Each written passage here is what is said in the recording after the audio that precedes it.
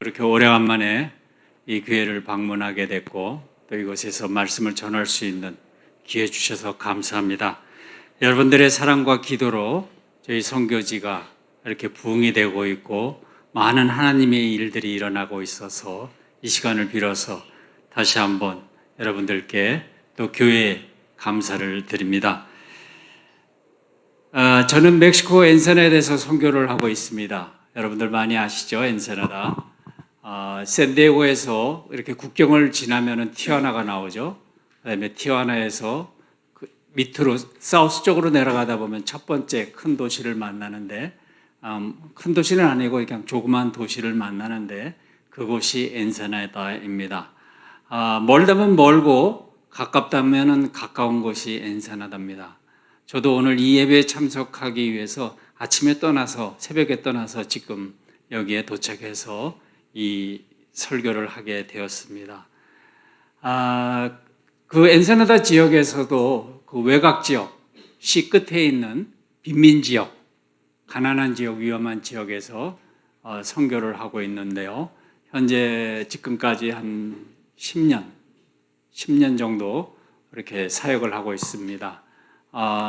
엔세나다에 오기 전에는 남미에서 한 8년 정도, 아르헨티나 쪽에서, 칠레 아르헨티나 그쪽에서 한 8년을 사역하다가 이곳에 와서, 멕시코에 와서 이렇게 사역을 하고 있습니다. 전혀 다른 환경과 전혀 다른 사역을 하나님께서 이렇게 저에게 허락해 주셔서 그곳에서 사역을 하고 있는데 많은 은혜도 있고 많은 어려움도 있고 하여튼 그런 가운데서도 여전히 꾸준히 하나님의 일은 진행이 되고 있어 너무나 감사드립니다. 나중에 이제 저희 사역을 좀 더 사진을 보면서 이렇게 설명을 드리겠고요. 저희들이 오늘 이렇게 본 말씀은 우리들이 잘 아는 마태복음 28장 말씀이죠. 지상대명령이라고도 하고 예수님의 마지막 우리들을 향한 말씀이기도 하죠.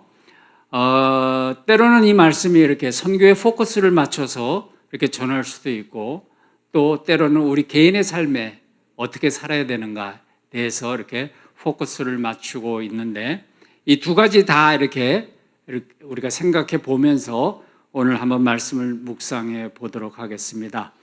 먼저 너희는 모든 민족 가서 모든 민족에게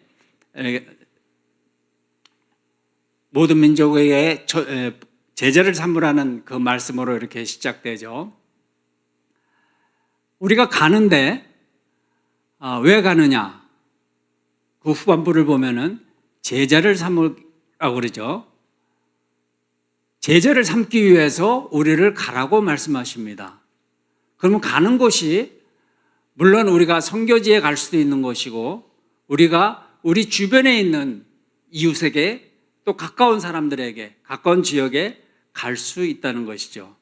그러나 모든 민족에게 참 감사한 것은 우리가 미국에 산다는 것이 얼마나 감사한 건지 아마 제가 알기로는 천당 다음으로 이렇게 다민족이 모여 사는 곳이 이게 미국이 아닌가 싶은데 우리 주변에 보면은 많은 다른 다양한 민족이 이렇게 사는 것을 볼 수가 있겠죠. 하여튼 중요한 거는 가는 거고 간다는 것은 제자를 삼기 위해서 가는 것입니다. 그럼 여기서 그 제자에 대해서 한번 우리가 좀 생각해 볼 필요가 있겠죠. 그럼 제자는 무엇인가? 제자는 어떤 사람을 제자라고 하는가? 우리가 다 이제 학교를 다닌 경험들이 있죠. 스승과 제자, 스승과 학생에 대해 그 관계를 우리는 누구나 다 이렇게 실감하실 수가 있을 것입니다.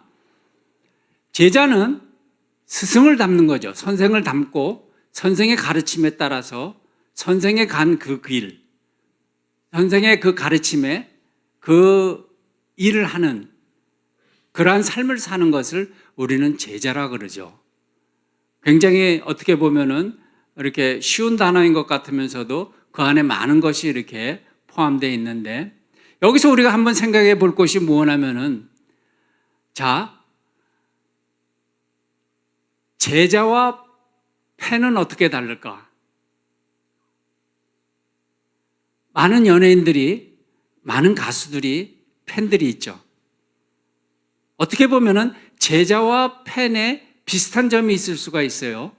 굉장히 사랑하고 열광을 하고 좋아하고 뭐 그런 면에서는 똑같을 수가 있겠죠. 그렇다 그래서 팬이 누구나 다 가수가 되고 연예인이 되고 배우가 되는 것은 아니죠. 그것이 큰 차이라는 것이죠. 제자는 그렇게 사는 것입니다. 스승과 같이 그렇게 사는 것을 제자라고 우리가 얘기를 하는 것이죠. 그래서 가서 모든 민족을 제자로 삼으라는 이 말씀으로 시작합니다. 제가 이 지역에 오면은 굉장히 이렇게 마음이 편해요. 왜냐면은 제가 선교를 나가기 전에 살던 곳이 바로 라크레센터였기 때문에 저도 라크레센터에서 한 15년을 살았습니다. 그래서 여기 오면은 이 동네 이렇게 이번 프레이를 타고 이렇게 올라오면은 거기를 뭐 한 10몇 년을 이렇게 매일 이렇게 왔다 갔다 한 그 프레이이기 때문에 굉장히 이렇게 정겹고 특히 이 후틸길을 이렇게 다니면은 굉장히 마음이 편하고 그럽니다. 제가 이 라크레센터 살면서 비즈니스하고 이민자로 살 때 있었던 일입니다. 제가 출석하고 있는 교회에서 중국 선교를 간다 그래서 같이 동행했던 적이 있습니다. 여러분들 아시다시피 중국에는 그렇게 복음을 이렇게 쉽게 편하게 이렇게 전하는 지역이 아니었죠. 한 20여 년 전만 해도 굉장히 그런 제재가 심했던 곳이 중국이었습니다. 제가 이제 영길이라는 지역에 이제 갔을 때 일인데요. 물론 이제 저희 처치 멤버들하고 같이 가서 우리는 선교로 갔지만 거기서 하는 일은 사회 봉사를 하는 것이죠. 그래서 사람들에게 뭐 문화 예술을 가르치기도 하고 또 영길 지역이다 보니까는 또 한글도 가르치기도 하고 또 학교에서 이렇게 저희들이 사역을 했기 때문에 학교 뭐 펜트 칠을도 하고 뭐 여러 가지 그런 일들을 하고 하는 계획을 가지고 들어갔습니다. 그래서 첫날을 이렇게 그곳에서 지내고 있는 중에 어디서 찬송가 소리가 들리는 거예요. 깜짝 놀랐죠. 그래서 이제 저희를 인솔해 가신 목사님하고 이렇게 찾아가 보니까는 소위 우리가 얘기하는 지하교회 몇 사람이 모여서 수요 예배를 드리는 것이었어요. 전혀 뜻밖의 그 모습을 보고 거기에 들어가서 인사를 하고 저희들이 이제 소개를 하고 그랬는데 그분들이 저희에게 요청하는 것이 뭐냐면은 성경 공부를 시켜달라는 거예요. 근데 이제 목사님은 이제 팀을 인솔해야 되기 때문에 이제 바쁘고 여러 가지 많은 일들을 해야 되기 때문에 그 일을 저에게 맡겼어요. 근데 저는 그때 들어갔을 때 그런 거는 전혀 준비해 가지 않았기 때문에 단지 성경 한 권 들고 들어갔을 뿐인데 일주일 동안 그분들에게 성경을 가르치라는 거예요. 조금 당황스러웠는데 그래도 하나님께서 감사한 것은 그 전에 신앙생활을 하면서 저에게 여러 가지 많은 성경 공부를 할 수 있는 기회를 주셨어요. 특히 그 중에서도 요한복음 창세기를 이렇게 깊게 공부할 수 있는 그런 기회를 주셔서 제가 공부도 했고 가르치기도 했고 그런 적이 있었기 때문에 그들과 함께 이제 아침 먹고 이제 그들을 만납니다. 그럼 한 10명 정도 모여요. 그럼 그때부터 성경 공부하는 거예요. 요한복음 1장서부터 쭉 공부를 해가면서 점심 먹고 그다음에 조금 이제 쉬어요. 그분들은 또 낮잠을 조금 주무시더라고요. 그래서 좀 쉰 다음에 또 이어서 성경 공부해서 저녁 시간까지. 그렇게 한 일주일을 하고 이제 끝나는데 그들이 인격적으로 개인적으로 예수님을 영접하는 거예요. 영접할 뿐만 아니라 마지막에 그들이 침례를 받겠다는 거예요. 우리가 이제 여기 이제 세례라는 이제 표현을 하는데 보통 이제 남미서도 그렇고 많이 이렇게 해외 쪽에서는 이제 침례라는 단어를 많이 쓰고 침례식을 많이 행하죠. 그래서 그러면 침례 받는 게 어디서 어떻게 그렇게 그런 게 자유롭냐 하니까 아니라는 거예요. 그런 사실이 드러나면 큰일 난다는 것이죠. 저희들이 이렇게 성경 공부한 것도 조용조용히 집에서 이렇게 했는데 저희들이 같이 간 일행도 모를 정도로 그렇게 조용히 성경 공부를 일주일 동안 해왔는데 이제 침례를 받겠다 그래갖고 이제 생각을 하다가 그렇게 하기로 결정을 하고 그분들이 한 장소를 추천하고 시간을 정한 것이 뭐냐면은 아침 새벽에 해 뜨기 전에 그 해란강이라는 두만강과 이렇게 연결된 그 중국 쪽의 해란강 쪽에 가서 침례를 받으면 된다는 거예요. 근데 한 10명 정도 이렇게 받기 때문에 10명이 이렇게 한꺼번에 이렇게 움직이면은 굉장히 눈에 띄기 때문에 이렇게 한두 사람씩 이렇게 시간차 간격을 두고 가서 거기서 만나서 거기서 침례를 받겠다는 거예요. 그래서 거기 목사님과 그다음에 거기 10분 해갖고 해란강에 가서 새벽에 물살이 얼마나 센지 들어만 가도 이렇게 밀려나요. 그런 데에서 침례를 줬던 기억이 있습니다. 그러니까 하나님의 명령, 하나님의 말씀에 순종을 해서 침례를 주니까는 거기에 놀라운 일들이 일어나는 거예요. 계속해서 이제 그러고 저는 돌아왔지만은 그분들하고 이렇게 소식을 주고받는 가운데 그 교회가 또 이렇게 부흥이 되고 거기에 많은 하나님의 일들이 일어났다는 이야기를 들었습니다. 그러니까 우리는 제자를 삼는다고 이렇게 했는데 먼저 우리 자신이 제자가 돼야 된다는 것이죠. 제자가 아닌데, 제자가 안 됐는데 제자를 양육할 수는 없는 거예요. 그러니까 우리는 먼저 우리가 신앙생활을 하면서 우리가 살면서 우리가 제자의 삶을 살아야 된다는 것이죠.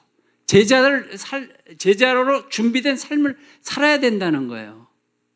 그럴 때 언제 어떤 환경이든지 기회가 되면은 그것이 연결이 된다는 것입니다. 그러니까 내가 복음도 모르고 제자로 살지도 않는데 제자를 양육한다는 것은 있을 수가 없는 것이죠. 간혹 아주 조금 저희 선교지에 많은 분들이 오십니다. 그러면 이제 선교지에 하면은 복음을 전해야 된다는 부담감이 있으신지 막 복음을 전하고 싶어 하신다고 말씀을 하세요. 그러면서 또 한 가지 뭘 얘기하냐면은 언어가 안 돼서 아쉽게도 전할 수가 없어서 너무 안타깝다는 거예요. 한 번은 제가 이제 어느 한 분이 너무 막 그런 말씀을 하시길래 오케이. 그러면 집사님 복음 전하세요. 제가 바로 통역을 해드릴 테니까는 아무 부담 갖지 마시고 집사님이 아시는 그 복음을 한번 전해보세요. 하고 말씀을 드렸더니 이분이 당황하시는 거예요. 그러면서 이제 제가 이제 그렇게 얘기를 하니까는 복음을 전하는데 저도 못 알아듣겠어요. 저도 이해가 안 돼. 네. 여러분들이 이와 같이 언제 어떻게 복음을 전할 수 있는 기회가 생길지 모르기 때문에 우리는 먼저 우리 스스로가 제자의 삶을 살고 제자로서 준비됐을 때 그러한 역사가 나타난다는 것이죠. 그 다음에 그것이 침례로 이어지고 그 다음에 일어나는 일은 두 번째로 일어나는 일은 이제 내가 너에게 분부한 모든 것을 가르쳐 지키게 하라는 것입니다. 어떻게 보면 이것은 좀 더 한 차원 높은 단계일 수도 높다는 것보다 다른 차원의 이런 사역이 될 수 있는 것이죠. 내가 분부한 모든 것을 가르쳐 지키게 하라. 이것은 이론적으로 학술적으로 말로 이렇게 가르쳐서 통하는 문제가 아니죠. 이거는 관계를 통해서 그 사람에게 뭔가 이렇게 영향을 줘야 된다는 것입니다. 암만 말씀으로 입으로 말로 이렇게 전했다 그래서 그것이 그 사람을 변화시키기가 굉장히 힘들다는 것이죠. 제가 이제 멕시코에 들어간 지 이제 10년이 됐는데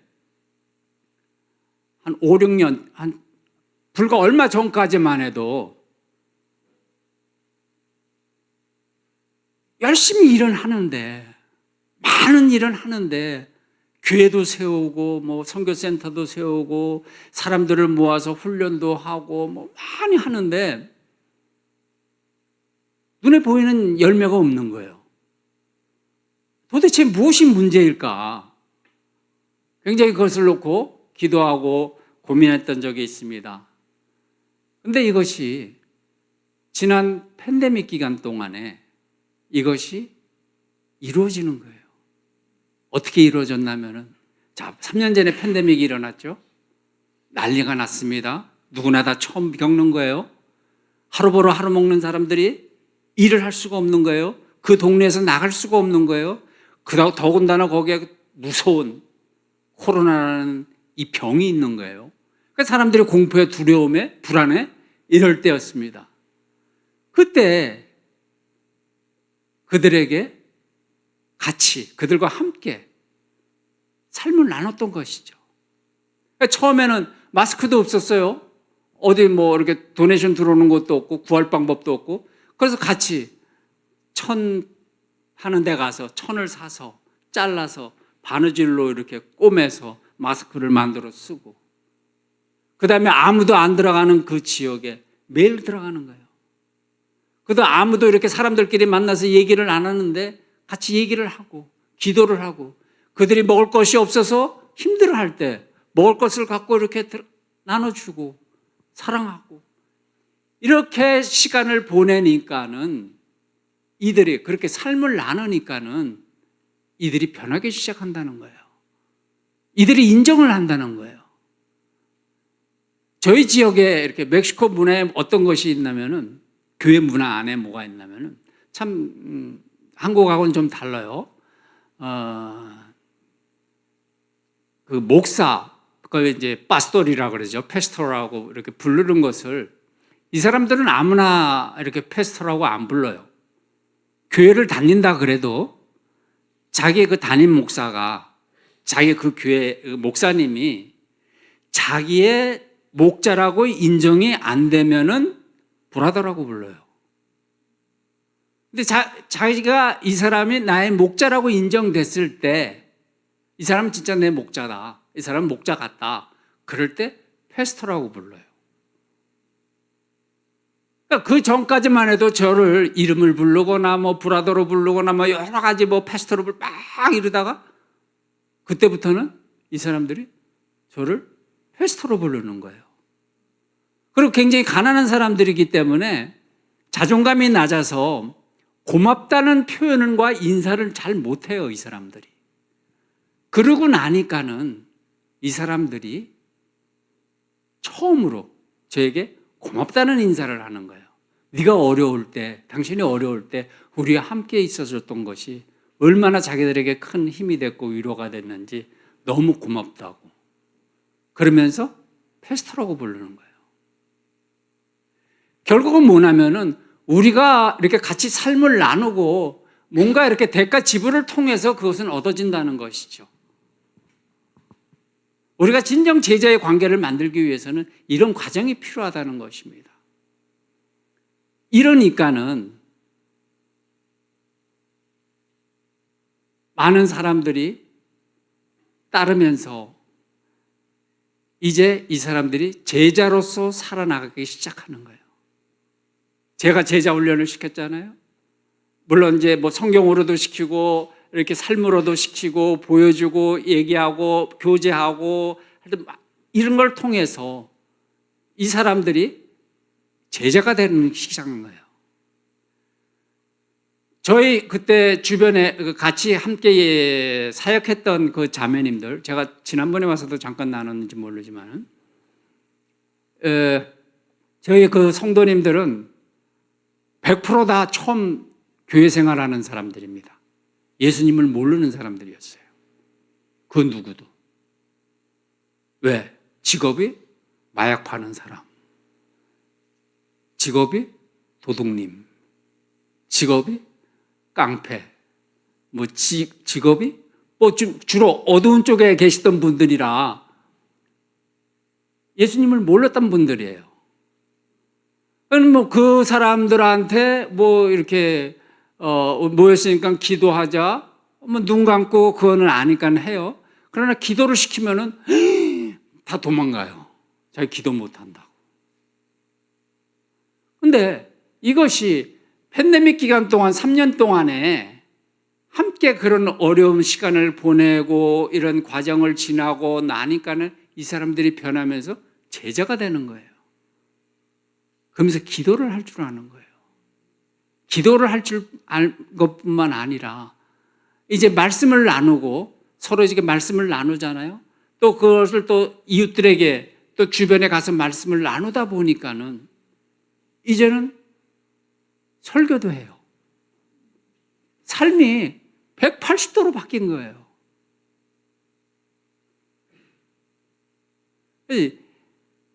제자가 제자를 낳고 그 다음에는 또 그 제자가 제자를 낳는 것이 선교고 하나님의 명령이고 하나님의 뜻입니다. 제가 이제 팬데믹 전만 하더라도 이제 몇 군데 이제 사역을 했는데 팬데믹 때문에 다 정리하고 한 군데에서 이렇게 사역을 했습니다. 작년 초까지요. 작년 초까지 그렇게 하다가 그다음에 이제 작년 이제 팬데믹 끝나가면서 이 사람들 안에 복음을 전하고 싶은 또 다른 제자를 만들고 싶은 그런 갈망이 있는 거예요. 마음이 생기기 시작한 거예요. 그러면서 이들이 이웃에게 복음을 전하러 다니고 사역을 개척하는 거예요. 그러면서 저에게 찾아오는 거예요. 저하고 또 나누는 거예요. 지금 어느 지역에 자기가 가서 이렇게 복음을 전했는데 거기에 사람들이 필요로 하고 저희들이 갔으면 좋겠다. 그러는 거예요. 열심히 가서 해라. 우리 함께 하자. 사실 제가 작년에 굉장히 어려운 시간을 보냈는데 사실 멕시코를 떠나고 싶은 마음까지 들었을 그때 이들이 그런 얘기를 하고 저하고 같이 그런 일을 하자는 거예요. 도저히 그 얘기를 듣고 떠날 수가 없는 거예요. 왜? 제자가 제자를 만들겠다고 하니까.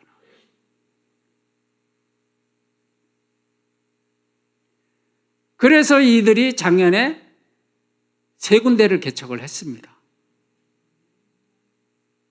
3군데를 개척해서 사역을 시작해서 지금까지 오고 있는 거예요. 전에는 초창기 때는 제 주도하에 제가 이렇게 모든 사역과 모든 일을 이렇게 끌고 갔다면은 이제는 아니에요. 이제는 이 사람들이 끌고 가요. 저는 옆에서 이렇게 도와만 주면 되는 거예요. 왜? 그들도 제자가 되었기 때문에. 제자의 삶을 살기 때문에. 여러분들 제가 이렇게 쉽게 그 사람들이 제자가 됐다는 걸 이렇게 얘기하니까는 실감이 안 되실지 모르지만은 그들에게는 굉장히 큰 대가 지불이었어요. 왜? 여러분들 마약 팔면 얼마 버는 줄 아세요? 엄청 벌어요. 근데 팬데믹 기간에 얼마나 힘들었어요. 먹고 살기가 힘든데. 그때 또 마약은 또 얼마나 잘 팔려요. 다른 건 안 팔려도. 굉장히 큰 수입이 되는데 그 유혹이 들어오는 거예요. 이거 팔면 얼마인데 너 알지 않냐. 이거 해라. 먹고 사는데 지장 없다. 장사 잘 된다. 하라. 또 걔 중에는 야 요번에 어디 뭐 이렇게 한 건 큰 거 있는데 같이 해라. 그럼 너 네 몫이 얼마다. 엄청난 액수예요. 그걸 저한테 얘기하는 거예요.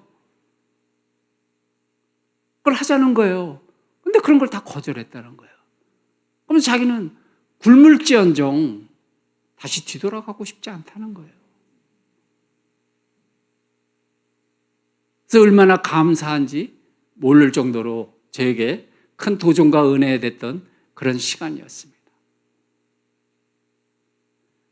이들이 이렇게 할 수 있었던 것은 우리가 마지막 말씀에 보면은 볼지어다 세상 끝날까지 너희와 항상 함께 하시리라.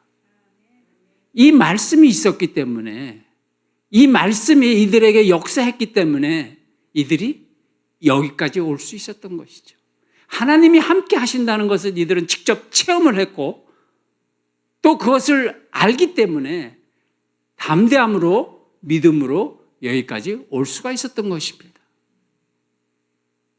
그 믿음이 없었다면, 이 확신이 없었다면, 이 하나님에 대한 신뢰감이 없었다면 이들이 여기까지 온다는 것이 거의 불가능하다는 것이죠.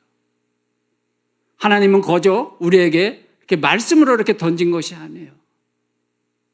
가라고 그냥 무책임하게 이렇게 말씀하신 것이 아니고 제자를 삼으라고 이렇게 아무 계획 없이 이런 것이 아니라 내가 너희와 항상 함께 하라는 이 약속의 말씀을 우리에게 주셨다는 거예요. 이 말씀이 있기 때문에 이들이 또 저가 이 일을 감당할 수 있다는 것이죠. 그래서 깨달은 것은 뭐냐면은 선교는 사람이 하는 것이 아니라 하나님이 하신다는 것입니다. 여러분들이 제자 삼는 거, 가는 거, 이거 다 여러분들이 하는 게 아니라는 거예요. 하나님이 하신다는 거예요. 우리는 거기에 명령에 그냥 순종만 하면 되는 거예요. 가라면 가면 되는 거예요. 우리가 사도행전 1장 8절 말씀 다 하죠. 오직 성령이 너에게 임하시면 너희가 권능을 받고 예루살렘과 유다와 사마리아와 땅까지 이르러 내 증인이 되리라 하는 이 말씀 잘 아실 것인데, 물론 이것이 점진적인 선교도 말씀에 포함되지만은 내 가정, 내 주변 여기서 점점 크게 해서 열방을 향한 그런 말씀도 포함이 되지만은 또 한 가지 여러분들이 놓쳐서는 안 될 것이 무엇이냐면 이거는 동시에 할 수 있다는 것이에요. 그 성경의 원래 뜻은 예루살렘과 유다와 사마리아 땅끝까지 동시에 할 수 있는 능력과 환경과 그 모든 것을 하나님이 주셨다는 거예요.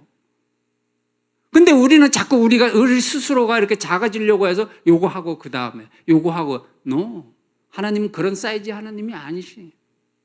얼마든지 여러분들 가정도 할 수 있고 이웃도 할 수 있고 다른 나라도 할 수 있고 열방도 할 수 있는 그런 능력을 하나님이 성령을 통해서 주셨다는 거예요.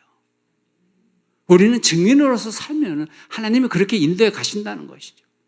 이것이 믿음이라는 것입니다. 이것이 하나님이 함께 하신다는 것이죠. 이 하나님이 날마다 우리와 함께 하시기 때문에 여러분들도 이곳에서 얼마든지 꼭 멀리 가서 일을 하는 것이 아니라 뭐 어느 시간이 돼서 일을 하는 것이 아니라 지금서부터 내가 있는 곳에서 할 수 있다는 것이죠. 먼저는 내가 제자가 되어야 된다는 거예요. 그렇다고 내가 이렇게 완전한 제자를 또 되기까지 기다리시면 안 됩니다. 하나님께서는 된 만큼 그만큼 또 사용하세요. 그 다음 또 그 다음이에요. 여러분들의 태도를 보기를 원하신다는 것이죠. 그럴 때 하나님께서 여러분들과 함께 이 놀라운 일들을 일어나가실 뿐만 아니라 이 말씀이 성취가 된다는 것이죠. 그래서 여러분들 꼭 하나님이 여러분들과 함께 하신다는 것을 잊지 마시고 늘 기억하시고 오늘도 이 말씀을 통해서 여러분들의 삶 속에 새로운 놀라운 기적의 역사들이 일어나기를 기도합니다.